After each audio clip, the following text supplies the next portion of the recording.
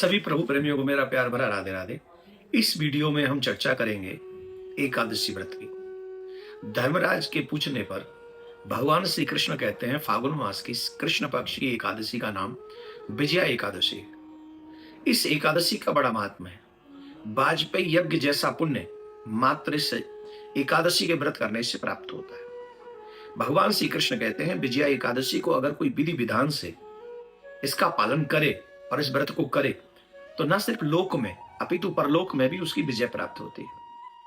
ये बात है, भगवान श्री कृष्ण कहते हैं एक बार नारद जी के पूछने पर ब्रह्मा जी ने कहा कि तुम जिस विजया एकादशी के संदर्भ में जानना चाहते हो, इस व्रत की विधि मैंने आज तक किसी से कही नहीं है, पर मैं तुम्हें बताता हूं। जिनके शत्रु जिनके जीवन में बहुत प्रभावी हो रहे हो, उन्हें विजया एकादशी का व्रत श्रद्धा से मन कर वचन से करना चाहिए। वो शत्रुओं पर विजय प्राप्त कर लेंगे। ये बात है उस समय की जिस समय भगवान श्री राम वन में थे, सीता जी का हरण हो गया था, सुग्रीव से उनकी मित्रता थी और वो सागर के तट पे रावण की लंका पर चढ़ाई करने के लिए पहुंच गए थे। तो जब समुद्र में उन्होंने देखा कि समुद्र अगाध समुद्र, अनेकानेक जीवों से भरा हुआ वो समुद्र, सोच रहे हैं कि रावण को विजय प्राप्त तो बाद में करें, पहले इस समुद्र से विजय प्राप्त कैसे हो, इसे हम क्रॉस कैसे करेंगे, उस तरफ जाएंगे कैसे। तो लक्ष्मण जी ने कहा प्रभु आप तो साक्षात भगवान हैं, आप ऐसा क्यों सोच रहे हैं, आप तो नारायण हैं, आप चाहें तो आपका एक ही बाण जो है समुद्र को सूख लेगा। परंतु यही पास में यहां से आधा योजन दूरी पर कुमारी द्वीप है, वहां बगदालभ्य नाम के ऋषि हैं। अगर हम वहां चलकर उनसे निवेदन करें तो वो हमें निश्चित ही कोई ना कोई मार्ग बताएंगे। भगवान श्री राम वहां गए, उनको प्रणाम किया। भगवान श्री राम को आया देखकर बगदालभ्य ऋषि ने भी उनका आदर सत्कार किया, क्योंकि वो तो बताते हैं कई ब्रह्मा देख चुके थे। वो इतनी आयु थी उनकी, कितने ब्रह्मा देख चुके थे वो। तो वो तो जानते ही थे भगवान इस समय पृथ्वी पर लीला कर रहे हैं, तो उन्होंने भी उनका आदर सत्कार किया। भगवान श्री राम के पूछने पर कि हम क्या करें, हमें समुद्र के उस पार जाना है, तब बगदालभ्य ऋषि ने कहा हे राम, अगर तुम विजया एकादशी का व्रत करोगे, विधि विधान से व्रत करोगे सेनापति के सहित, तो निश्चित तौर पर तुम्हारी विजय होगी। विधि इस प्रकार है, मैं तुम्हें बताता हूं, तुम इस विधान से इस व्रत को करो।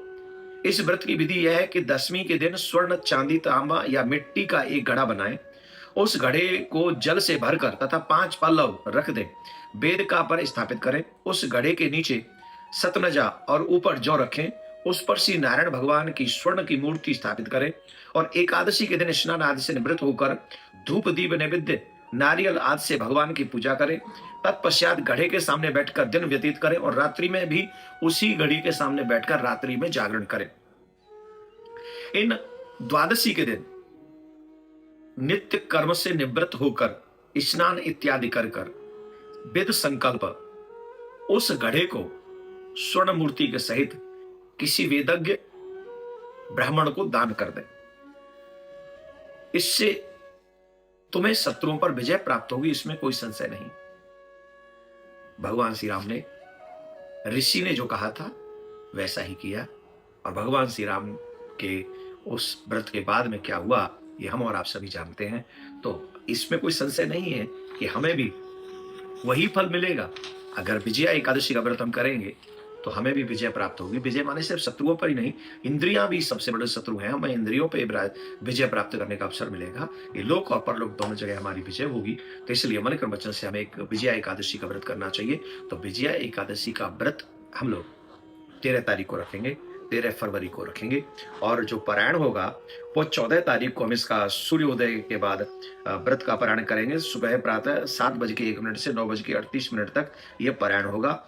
जो व्यक्ति ये व्रत करते हैं, भगवान विष्णु की जो पूजा करते हैं, एकादशी का जो व्रत करते हैं, उनके पूर्व और वर्तमान में संचित सभी पाप नष्ट हो जाते हैं। भगवान की कृपा होती है, वाजपेयी यज्ञ जैसा पुण्य प्राप्त होता है और व्रत करने वाला, एकादशी व्रत करने वाला मनुष्य कभी नरक में नहीं जाता। इसलिए स्वयं भी एकादशी का व्रत करें। प्रिया का जो आप सबके लिए खूब खूब अपनी कृपा आपके ऊपर बनाए रखें। सुख हो, समृद्धि हो, यश हो, वैभव हो और परमात्मा की भक्ति आपके जीवन में हो, ऐसी प्रार्थना मैं करता हूं। राधे राधे। सभी प्रभु प्रेमियों को मेरा प्यार भरा राधे राधे। इस वीडियो में हम चर्चा करेंगे एकादशी व्रत की। धर्मराज के पूछने पर भगवान श्री कृष्ण कहते हैं फागुन मास की कृष्ण पक्ष की एकादशी का नाम विजया एकादशी है। इस एकादशी का बड़ा महात्मा है।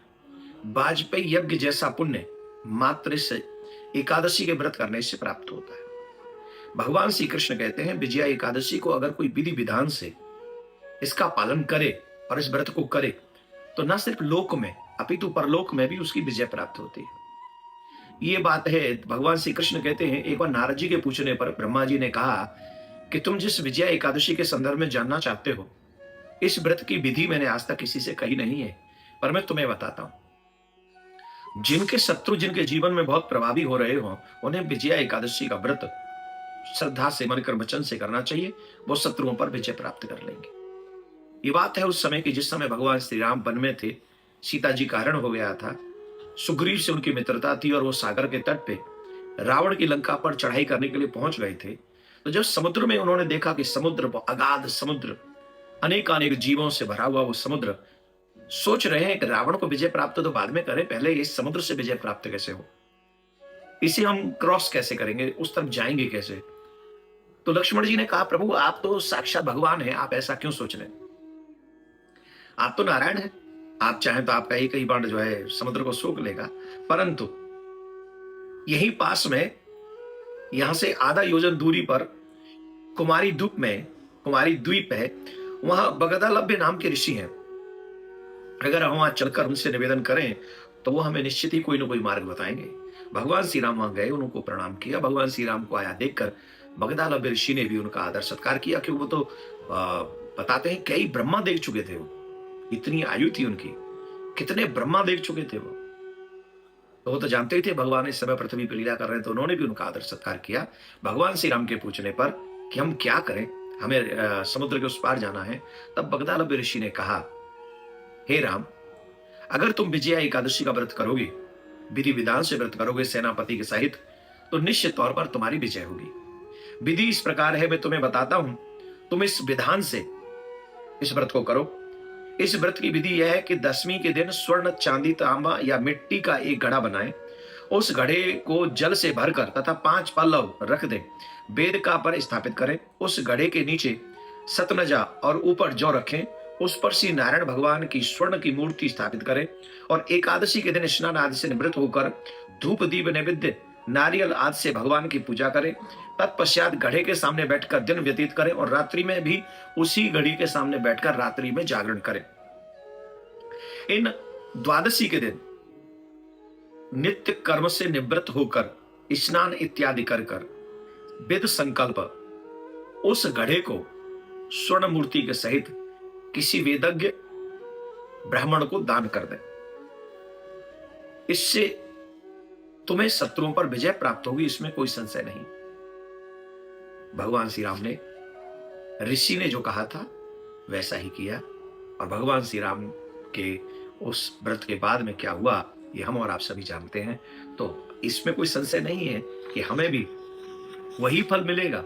अगर विजया एकादशी का व्रत हम करेंगे तो हमें भी विजय प्राप्त होगी। विजय माने सिर्फ शत्रुओं पर ही नहीं, इंद्रियां भी सबसे बड़े शत्रु हैं, हमें इंद्रियों पर विजय प्राप्त करने का अवसर मिलेगा। ये लोक और परलोक दोनों जगह हमारी विजय होगी। तो इसलिए मन कर्म वचन से हमें एक विजया एकादशी का व्रत करना चाहिए। तो विजया एकादशी का व्रत हम लोग 13 तारीख को रखेंगे, 13 फरवरी को रखेंगे, और जो पारायण होगा वो 14 तारीख को हम इसका सूर्योदय के बाद व्रत का पारायण करेंगे। सुबह प्रातः 7:01 से 9:38 तक ये पारायण होगा। जो व्यक्ति ये व्रत करते हैं, भगवान विष्णु की जो पूजा करते हैं, एकादशी का जो व्रत करते हैं, उनके पूर्व और वर्तमान में संचित सभी पाप नष्ट हो जाते हैं। भगवान की कृपा होती है, वाजपेयी यज्ञ जैसा पुण्य प्राप्त होता है, और व्रत करने वाला, एकादशी व्रत करने वाला मनुष्य कभी नरक में नहीं जाता। इसलिए स्वयं भी एकादशी का व्रत करें। प्रिया का जो आप सबके लिए खूब खूब अपनी कृपा आपके ऊपर बनाए रखें। सुख हो, समृद्धि हो, यश हो, वैभव हो, और परमात्मा की भक्ति आपके जीवन में हो, ऐसी प्रार्थना मैं करता हूँ। राधे राधे।